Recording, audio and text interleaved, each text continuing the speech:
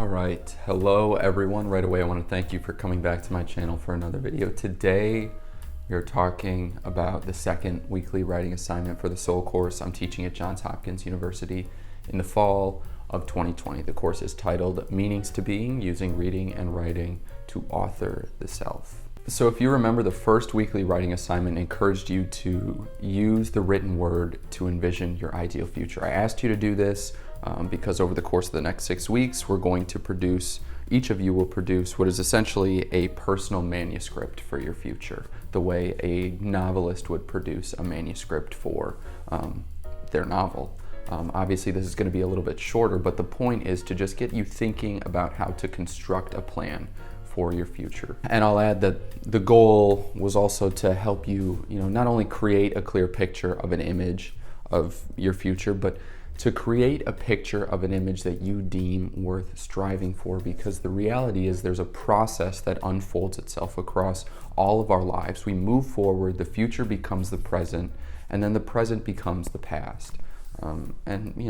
That's probably obvious. So why am I saying this?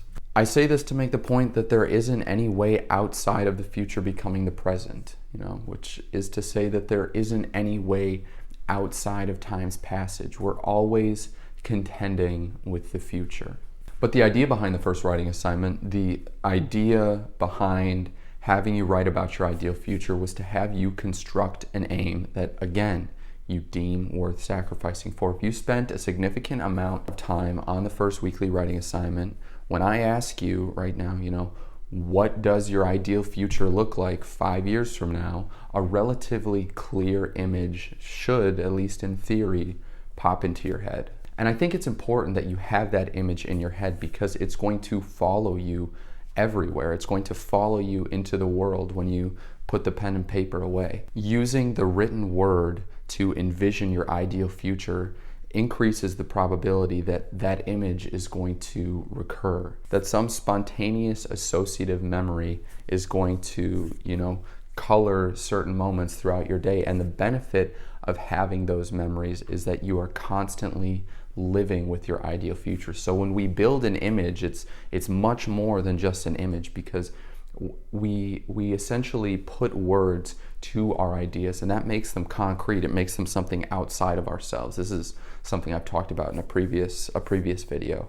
But in doing that, we internalize a clearer, more vivid picture of what we want our future to look like. And in doing that, we begin to live with the ideas that we are kind of setting before ourselves, let's say. And in that way, the probability that we're able to actually give form to them, or give form to something that looks close to what we want our ideal future to look like, the probability of that happening is increased. Okay, but once you have that ideal image in your head, the reality is you're just a person in the present with a dream that takes place 5 years into the future. And the question then becomes, how do we put the present in communication with the future?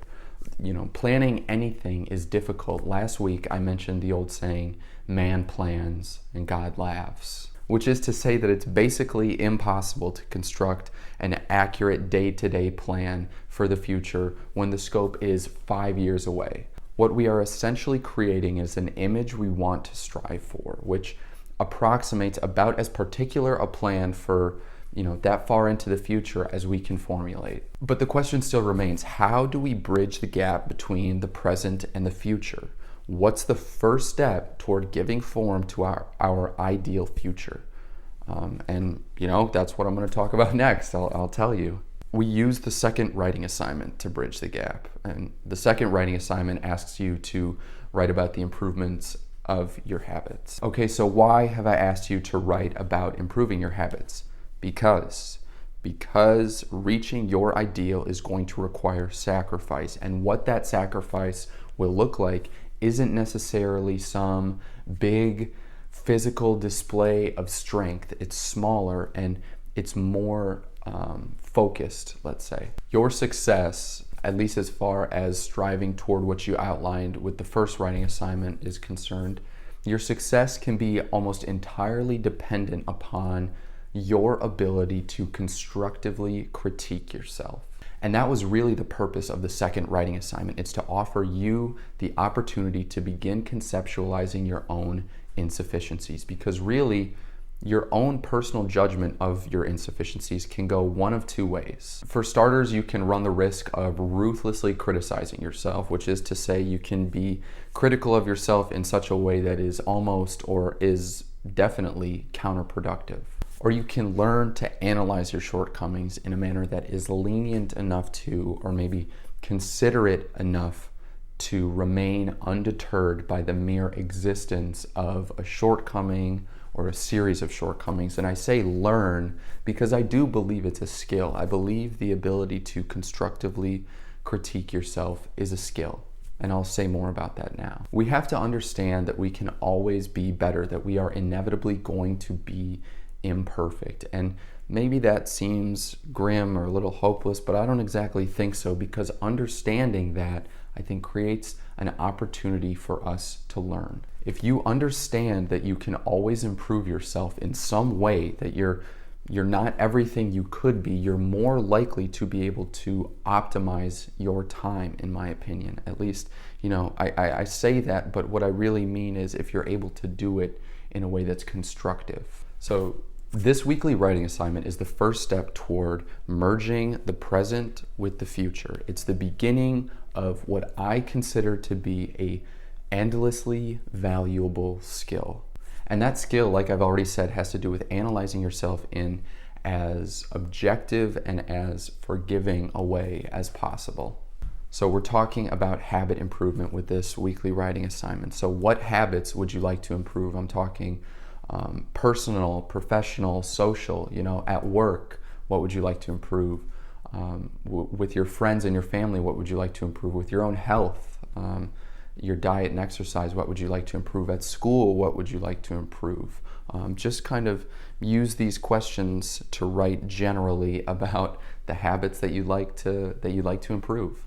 I think a great disservice is done to students when they aren't asked questions like these. One thing, part of what is so great about your time in university is that you're exposed to new coursework every semester. You construct your own social groups, things are new at every corner, it seems. And I think this sense of newness and the changes that take place, at least in theory, help you change. But one day you're going to be out of school, and personal improvement won't necessarily occur as a direct consequence of what you fill your time with. I think that the world of work is a radically different world than the world of academia or, just whatever stage of education you're at. This week's writing assignment, I think, is a great way to get us thinking about how we can use the written word to endlessly recreate ourselves in small and compounding ways.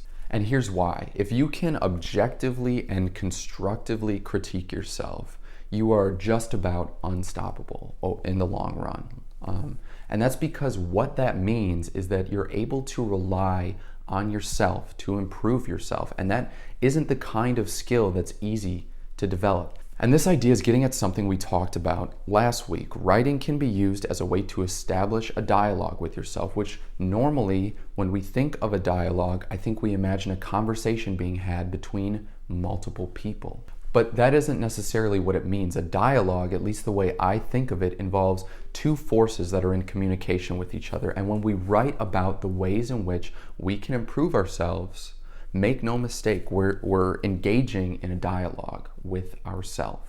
Sure, to some extent, is the answering of these questions about habit improvement, are they a bit cliche? Yeah, but like we talked about last week, it's cliche to a useful end, and that's what's so important. It's cliche because it works, because there's something to answering these questions. When you write about habits you could possibly improve, you're doing a couple of different things at once. And I think for starters, you're just practicing your writing, and that's big. It's important because, like I've said before, writing is synonymous with thinking. So you're rehearsing a skill that is universally applicable. You're rehearsing your ability to think clearly and to articulate clear thoughts. And you're also objectively analyzing yourself. And this is, or at least I think it can be, a good thing, because the act of writing allows you the opportunity to get your thoughts out of your head. And that's so important because obviously, it doesn't stop you being hypercritical of yourself. But when you have to coherently articulate your thoughts and feelings about yourself, the act of unnecessarily beating yourself up, at least in my opinion, becomes a little bit more difficult, a little less likely. If you have to analyze your habits and think about the causal links between the habit chains that you have developed, I think they have to be grounded in truth. If we're just thinking about what we could possibly improve, the fact that we aren't able to clearly line up a habit's cause with its effect and how it might be improved upon, I think what we inevitably do is we for lack of a better phrase, we get lost in the sauce a little bit.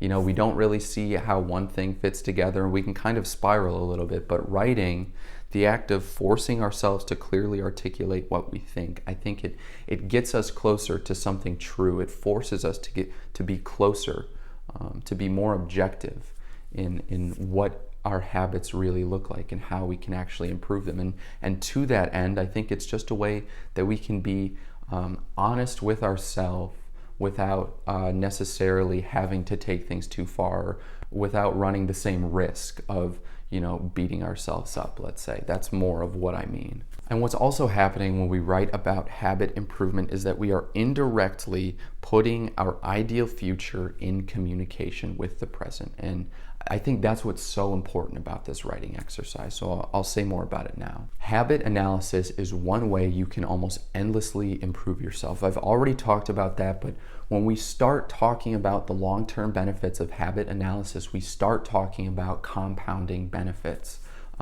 There's a book called Atomic Habits by, I think it's James Clear, which we'll be looking at in a couple of weeks.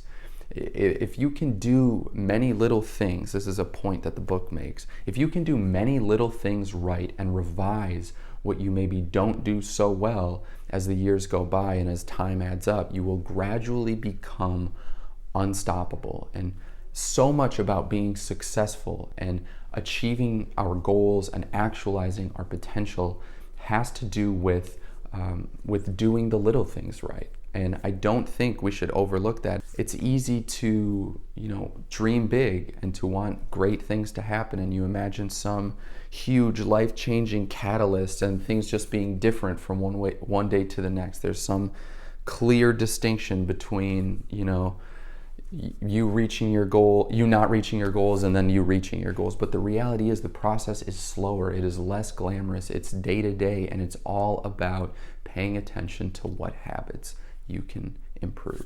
So that's what I'm trying to help you accomplish with this writing assignment. I'm trying to help you develop a judiciously critical and self-renewing voice that you can rely on and you can go back to after we've finished this course. And by doing this, I think you are able to communicate with your ideal future, because when you think about what could be improved, even if you do it unconsciously, what you're really doing is engaging in a dialogue with your ideal future, and you're correcting your behavior in the present accordingly.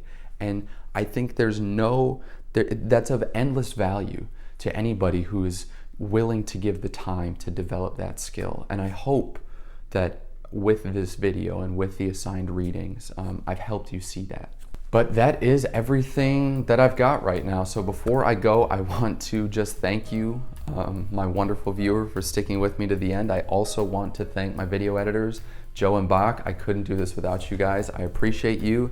And again, before I go, I will thank you, my lovely viewer. If you found this video interesting or helpful or useful or whatever the right word is, please hit that like button, please hit that subscribe button, and let me know what you think in the comments section down below.